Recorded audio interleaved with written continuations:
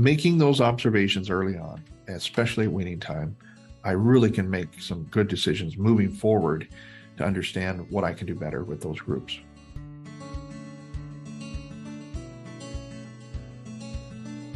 Hey, I'm Shay Keister, and I am your host for the Casual Cattle Conversations podcast, where we connect you with beef industry experts and leaders to improve your own operation. Speaking of improving operations, I'd like to personally invite you to attend my monthly RancherMind events.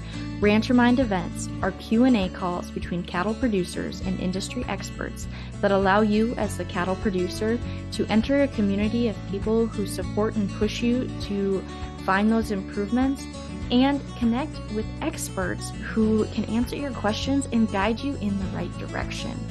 You can find out more about these events and how to sign up by heading over to my website, casualcattleconversations.com.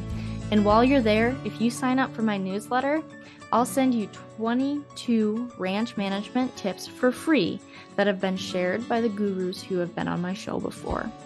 Remember, the best way to support podcasts is to share, rate, and review the show so that I know what episodes and content you like and want more of.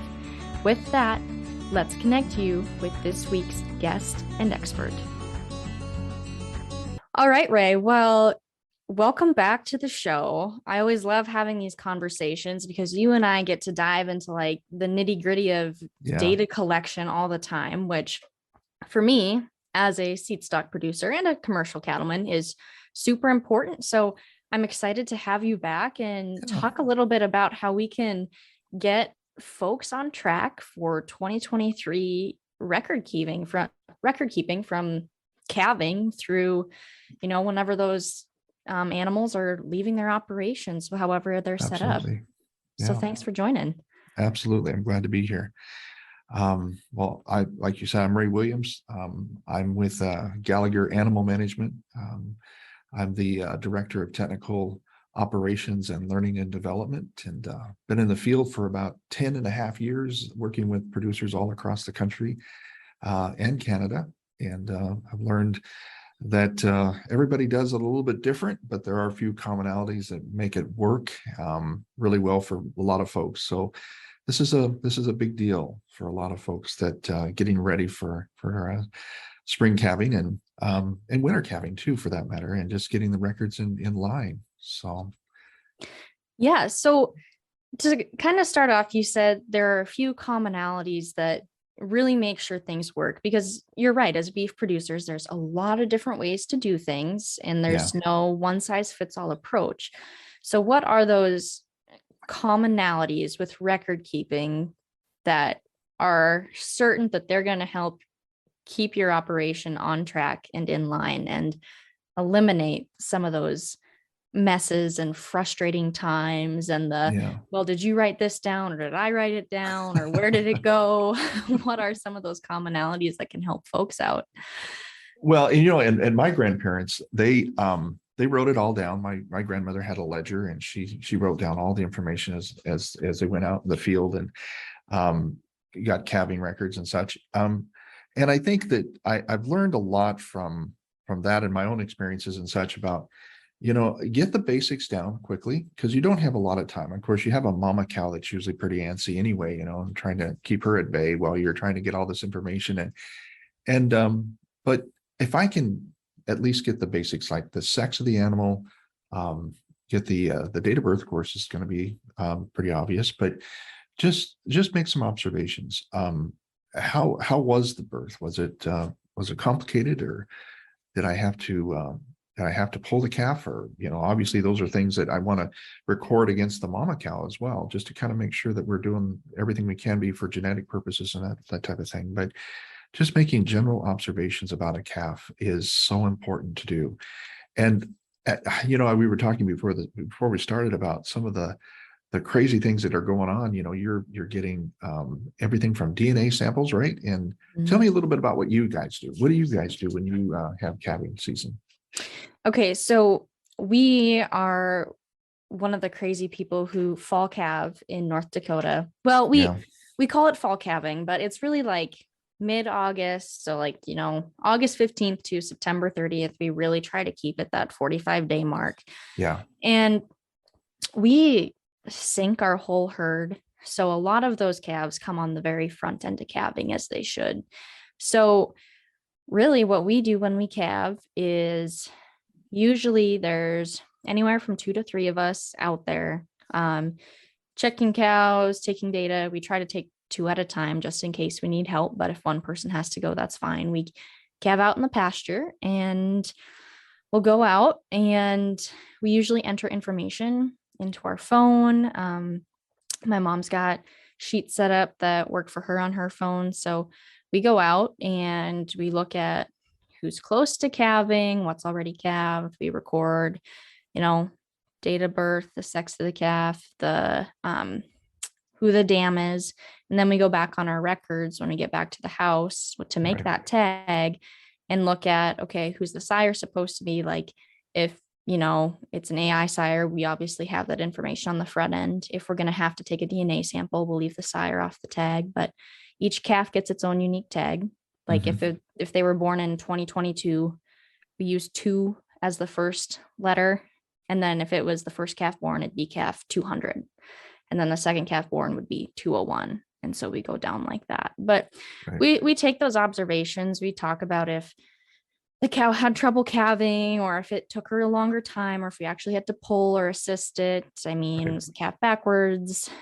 Did the cow have an attitude issue that was a little much for us? So we take all that information down. But we're a registered herd, so we're DNAing everything. We use EIDs, we tattoo.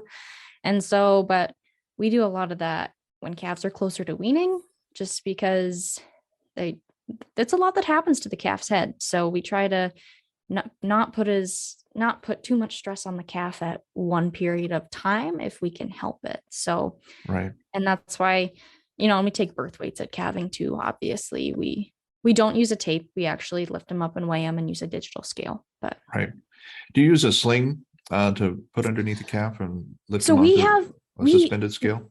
We've tried slings, and we have a hard time keeping the calf in the sling.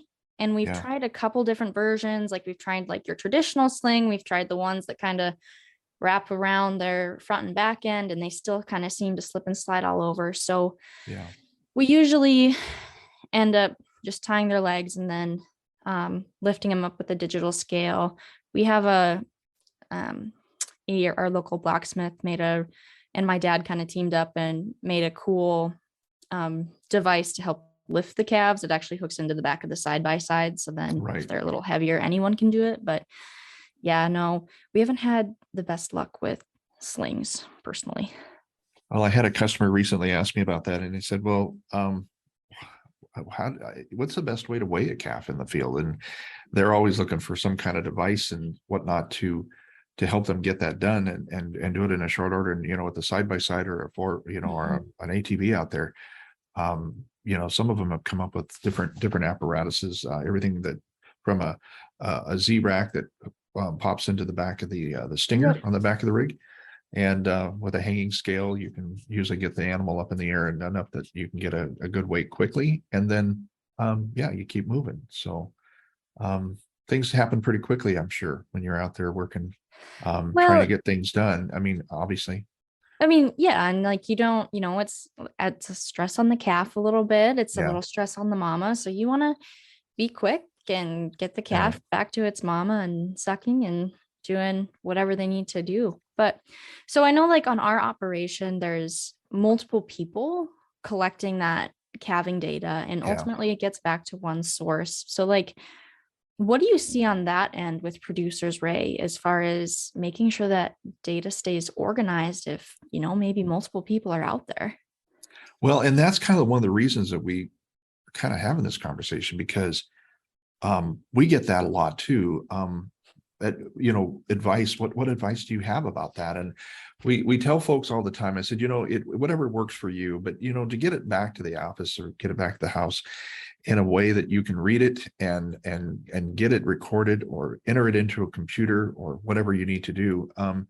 But yeah, you start out in the morning or even before that with a game plan, and you have, if you're going to have other people doing records for you and with you, it can be written down. Like you said, I love the fact that you put it on the phone. I think that's really smart because everybody's got their phone with them, right? And even just setting up a template of some sort, just to something that you can record information quickly and then get it back in one format that you can get it imported into the computer. So it can be, attached to a permanent record for the animal.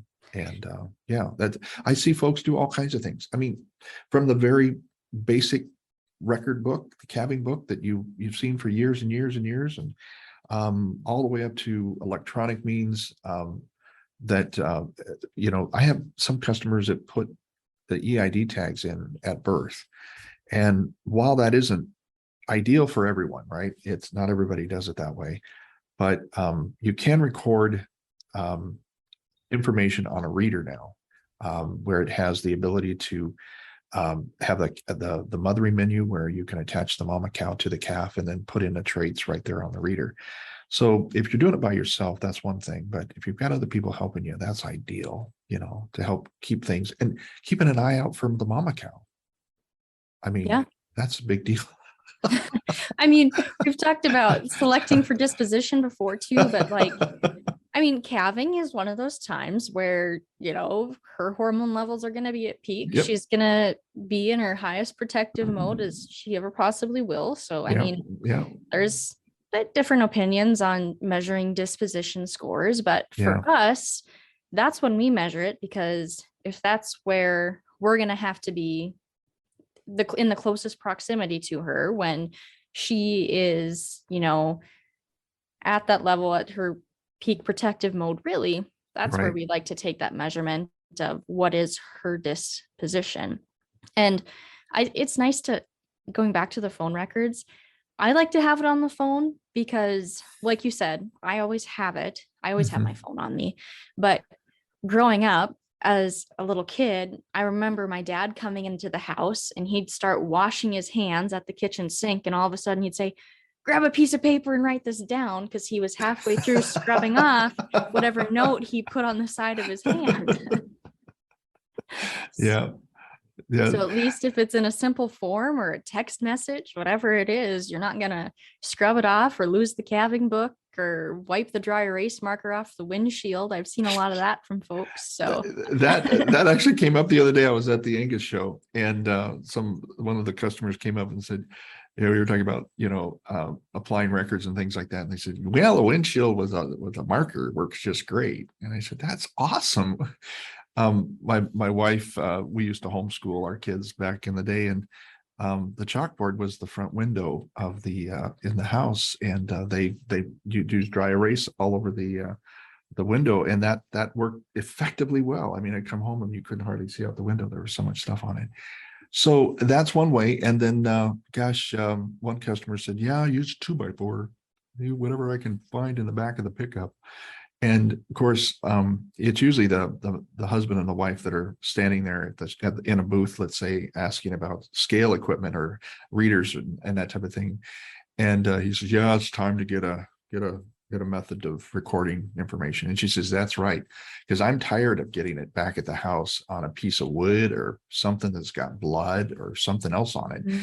And because it can hardly read his writing, or he messes up the numbers or whatever, so it's everybody does it different, like you said. And the phone is I think becoming the catalyst now for a lot of things. And we're certainly listening as a corporation and as a company that's interested in becoming or having solutions for efficiencies on collecting data. And we recognize that too. And we just want to have a way to, if you enter it on the phone, that it is organized and it is transferable quickly out of the phone into a program, so especially for the registered herds like you work with and whatnot. So yeah, well, registered, and even the registered folks we're going to be taking more data than the typical commercial cow-calf producer. But even for that commercial cow-calf producer, those records are equally as important, especially as DNA testing commercial herds becomes more popular, and data collection overall. I mean, it's valuable from a production standpoint, a financial standpoint, and just making sure that your business is sustainable and able to be passed down to the next generation if you wish for it to be. Hey folks, it's Shay here, and I want to personally invite you as my listener to take the next steps in improving the profitability of your operation by signing up for my 2023 RancherMind series. The RancherMind program consists of producer-driven monthly calls that cover topics such as developing a reproduction program, labor challenges, cattle marketing, business development, and goal setting. I bring on industry experts each month to answer your specific questions. I also provide extra resources and a place for you to keep networking and moving forward without requiring you to leave the ranch. For more information, head over to my website, casualcattleconversations.com, and select the RancherMind Event tab. Let's keep moving individual operations and our industry forward. Now, I want to go back, and you and I had talked about this a little bit. I mentioned how my family has our tagging system for numbers. What do you see as an effective way for people to give that calf a unique ID and when to do it, especially as we go about entering this information digitally into pre-created templates and platforms? What do you see as effective and ineffective? Well, a lot of producers across the country in the past have just made the calf number the same number as a cow, as a dam. And while that it works well for those that are not really keeping a digital record, it's a disaster when you're trying to do digital recording. So keeping a unique number on the animal is absolutely paramount. What you guys do with the date at the beginning of the prefix is really smart too.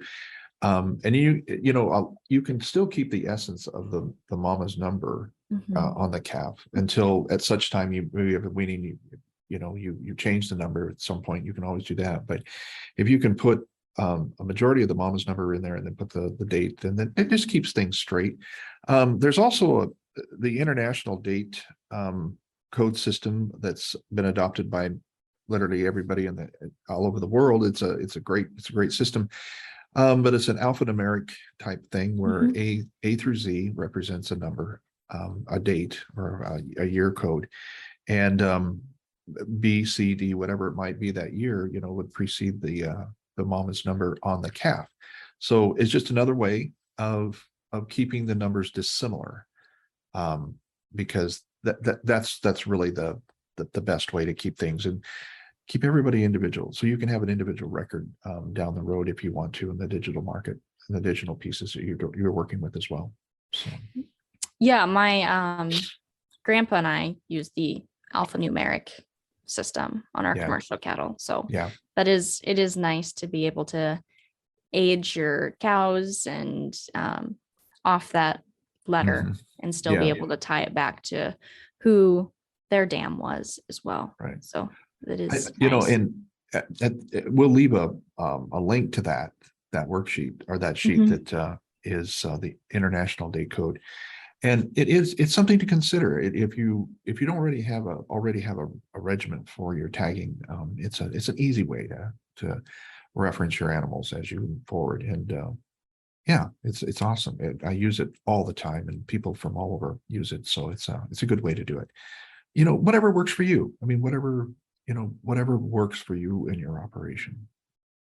Well, and I think that's the big thing, and we've already talked about it a little bit, is that it has to be something that works for your individual operation and makes sense for those who are helping. And one of those challenges is having multiple generations on an operation who all have to be able to understand and use information effectively. And that might, in my mind, the older generation, I'm not going to get my grandpa to enter calving info on an app necessarily, but I know, but he is a little more tech savvy than he lets on. He can FaceTime and, but he has a hard time with buttons on Yeah, iPhones because his fingers are so big, but right, he will keep calving records. And every time he comes in the house, I can look at his calving book and I can put it in my phone if I need to. So right.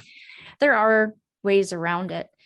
Now, we're kind of talking about like, getting started on the right foot. And we've talked about like, kind of different ways to keep records. We talked about people who use the calving book to the windshield to using your phone, and trying to get things on a digital format. We've talked about individual animal ID and making sure you have a good system there, and kind of tying that back even to understanding the cow's birth date and Yeah. age. What else do you think, cattle producers need to keep in mind and have a good system for to make sure that their records are in line throughout the year?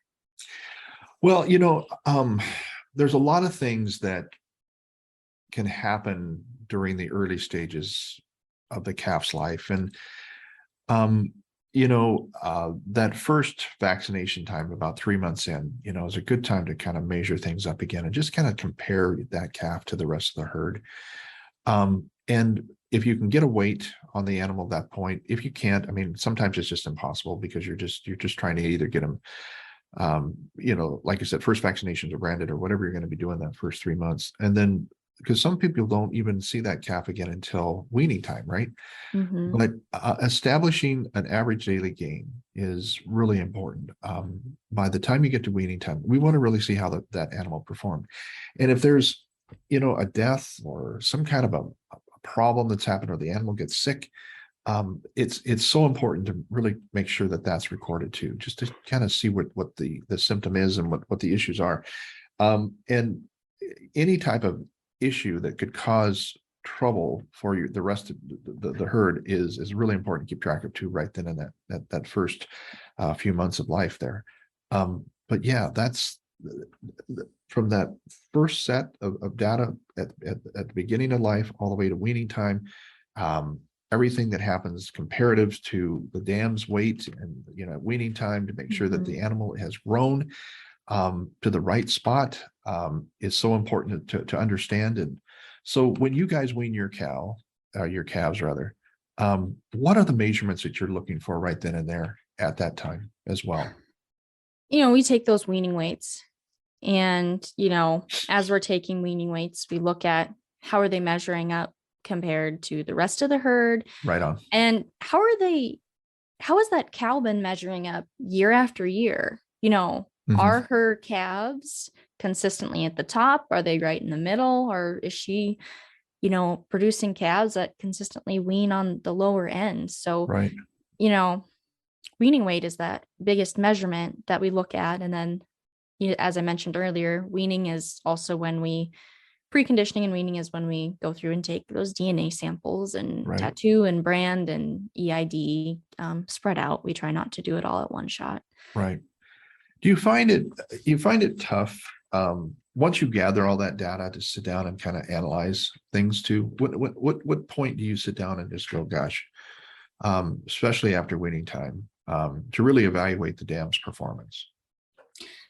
you know, we try, but it's probably something we could do a little better job at, because we'll look at the sheet and info briefly. It might be the next day after weaning because everyone gets tired, right? No one wants to do office work right after they've Yeah. been outside all day. But we look at that calf performance, and, we do look at how that cow performed, but it's something where we could, probably do a little better job at it. But,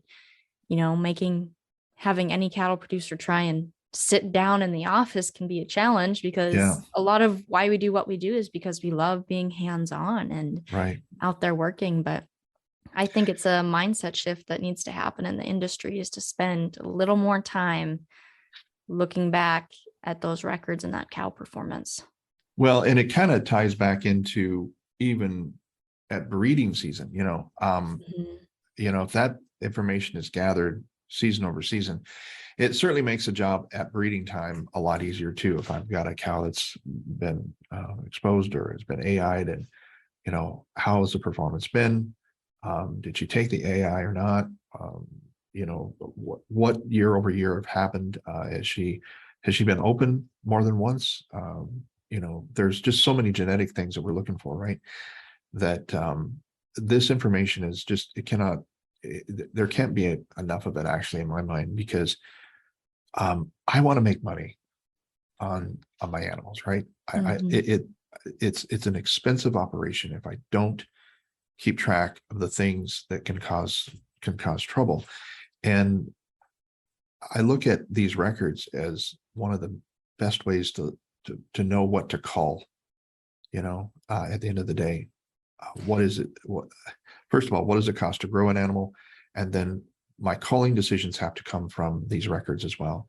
And I've got a really good memory. It's just not very long. I think we all suffer from that. We make observations, right? And then we think, oh gosh, I'll remember this. And I don't, because I need to have it in front of me when I'm working animals, especially at breeding time as well. And that is, that breeding time. So with our calving period, we AI'd our cows a few weeks ago, right?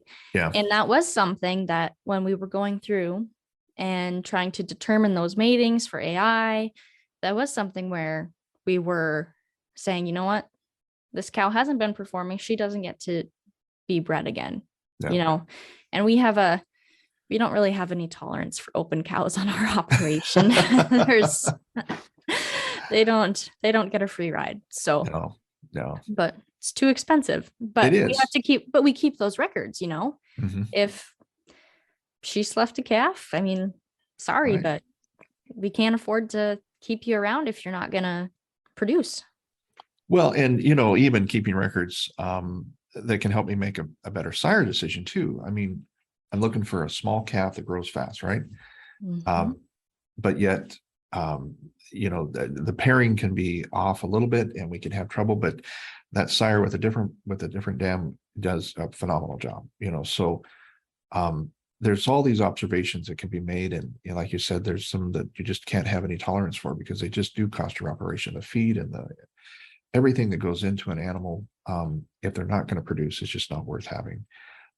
So yeah, this is all part of the cycle of this information, this data. And I talk to college kids all the time at some of the schools, and they're worried. They're like you. They come back to a family farm and they want to be successful. They have a family to support, and this, I know that there's a lot of folks that don't embrace technology the way we think they should. I mean, I'm getting old and I have trouble with technology too, but I've learned that, and I know a lot of producers have the same story, that they've learned that there are tools that make it easier for me to pay attention to more details. And I think that's the key to this. Yeah, my grandfather and my grandmother probably wouldn't embrace the technology that I, work with today. But if they could have seen the results of some of the data analytics that we could have looked at, and just looking at information on a paper, they can see stats that actually can help them do a better job. And I don't know, the kids say that. They say, well, I'm going to take all this technology home and I'm going to put it on my family farm. And the follow-up is sometimes it doesn't go so well, because dad has a way of doing it, and that's the way it's going to be done. And but they come around. I mean, they come around. They see the efficiencies. If you've got a good group of cows and you can make some good decisions based on some great data, that's what they really need, and that's what they want to. So you see some conversion. And then I've seen people come to the booth and to our, we talk to folks all the time all over. And I've got one customer down in southern Missouri, and he's 75 years old, and he has a smartphone. He doesn't like it as well, but he loves the scales and the readers, so he can take care of information a lot faster. And like your dad, he's got big fingers, so it's hard for him to hit the buttons all the time. So we've developed some technology that allows him to speak text, and you can do that on the phone too, but he talks to the phone and talks to the app, and it just dictates all that information in for him. So, I mean, there's all kinds of different ways to take care of this information to get it back to where it needs to be. So, well, that speak to text is a really nice feature, and that's really nice if you're out in the field and don't want to take your gloves off, or if your exactly. hands are dirty, right? Like that's just a really good feature for everyone, whether their fingers are too big to hit all the buttons or not. I mean, before we dive into like specifics on types of Yeah. technology, I want to touch on something you said. You talked about change and how people come around. Yeah. One thing I learned in one of my business courses in college was that going through a change is the same as going through the stages of grief. Yeah. So, kind of think That's so about, true.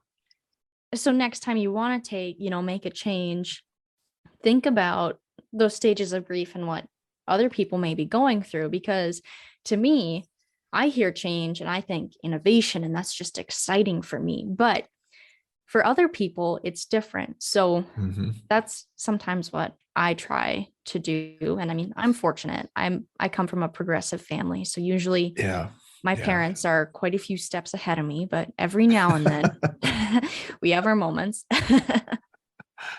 Yeah. Well, Now, go ahead. well, I just, we've talked about types of records, ID systems, ways to take records, but what does the technology look like today? I mean, you already talked about the speak to text feature, but how can producers create that fully integrated system on their operation to make it easier for them, even though it's a change? Right. Well, I mean, if they've got a computer and they've got the ability to, they're on the internet and they can open up an app or a piece of software that, I use the word dashboard a lot. It's basically just seeing a lot of information in some pictures and some graphs, and seeing some feed efficiencies, seeing herd performance efficiencies, all in one shot. The technology is driving to a simple format that allows you to see a lot of information quickly and make decisions and about animal sets and groups really, really quickly. I guess one of the things too is that the shotgun approach, as they say, is one way of seeing it, but there's going to be questions. I mean, you can go through a lot of data quickly and just look for exceptions. I teach that to folks all the time. Just, okay, here's a string of data that's got all the animal information on it, and it's all lined up in a column. And okay, now go down this column of average daily gains as an example, and pick out the ones that are not normal. Because you can see an average. You can literally, just by looking at it, any trained eye can look at it and say, hey, this is off, not right. So you hit one of those animals that's off, way off. Or you sort it by the smallest or the least amount of average daily gain to the largest, and then kind of analyze the top and the bottom of that list to see what makes the most sense. And you can see trending very quickly by just doing that one exercise alone. And while we use average daily gain and the overall herd bell curve, from the lowest, performing to the median to the high performers, on the other side of the bell curve, I want to see that information at fingertip, and I want to see it on my scale. If I've got an animal in front of me, I want to see that history right now and see where that animal falls within my herd. Animal performance can be measured, 100 different ways, but I'm looking for herd average. I'm looking for herd dynamics. If I'm not getting what I need, I can take that subgroup, that's the group that's not performing, and put them on a different ration. Let's say, sort them off, put them in a pen, and feed them differently. And then I don't have to spend the money on the whole herd to get the whole average up to one way. And then my high performers, I take good note of that. What is that? Why is that happening? What's the genetic pairing there that I'm doing really well with? I need to do more of that, right? So it's kind of like managing people. I hate to say it this way. You know, in HR dynamics, you see the graph that says, okay, you'll spend 80% of your time with the bottom 1/3 of your team. You have the middle group that are performing and doing really well, and you challenge them, but they're very low risk. They're just doing their job all the time. And then you've got your high performing group over here that are like, hey boss, what's next? And you go that way, and they go that way. It's very similar raising cattle, because you've got that low performing group and you spend a lot of time, trying to save them. They're expensive, right? And you analyze why they're not performing. You analyze their genetics, everything about them. And that is all just basic information that I can look at in a very quick snapshot on my computer. The software is designed to make it easy to do that. And then I can make my own lists. I can make a list of animals that I want to focus on. And when they come through the herd, I just sort them off and I pay attention. I make notes that are alerts that come up on my screen and remind me that this is an animal that I previously looked at a stat on, and I want to look at this animal in person and say, hey, I need to make a change here. Yeah. So do you guys do any of that? as you scan the animal, yeah, the alert pops up automatically for, whether it was a reminder to as like a non-breeder, or you needed to maybe take another DNA sample or whatever it may be. As he or she is scanned, the alert is reminded, or you get an alert. Yep. And you have to either, delete the alert or, keep it and look at it. And, I found that there's a lot of reasons for those low average daily gains. A lot of reasons. And they could be an injury. They could be bad teeth. They could have, we have found abscesses, all kinds of issues with the animal that cause them not to eat or drink, and to be a low weight. And it can happen rapidly, right? So I think the more exposure I can get to the animal and I can see the animals, the better job I can do. But that isn't always practical to do, right? I can't see them every week or every 2 weeks sometimes. So making those observations early on, especially at weaning time, I really can make some good decisions moving forward to understand what I can do better with those groups. Well, that's really interesting. Now, Ray, as we kind of wrap up our conversation and time today, what are your final thoughts that you'd like to share with those listening? Well, I think you need to come into the season with a good plan, as I mentioned early on. Decide what metrics are going to be most important to you in your operation. If you come out with a system that allows you to record, whether it's by yourself or whether you have a group of people like you guys do, have everybody lined out on what that's going to be, and then a data dump strategy when it all's done. Where's that information going to come to, and then who's going to look at that information and help make some reports and decisions on what that information looks like. But it has to be a strategy that everybody's committed to, and because when you're in the heat of things, it's just too late, right? It's just too chaotic to try to put something together then.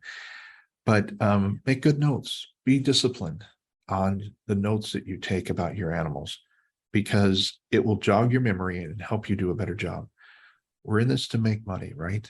And profit can be wasted so quickly if we have the wrong animals. And so making sure that everything is tight, and that I'm analyzing the data that is, like I said, most meaningful to me in my operation, all the way to the end. And when I'm getting carcass data back from the process, I want to look and see what kind of job I did. That's the report card right there. When I get my carcass report back, and I can apply it to my herd, and I can say, okay, these animals that I shipped off, this is what they came back as, and this is genetic performance that I achieved with that. So I want to do more of that.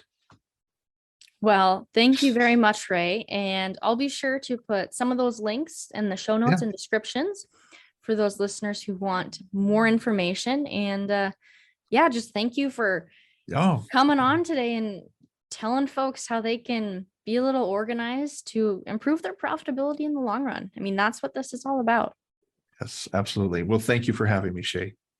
And that's a wrap on that one, folks. Thank you for tuning in today and joining in on the conversation.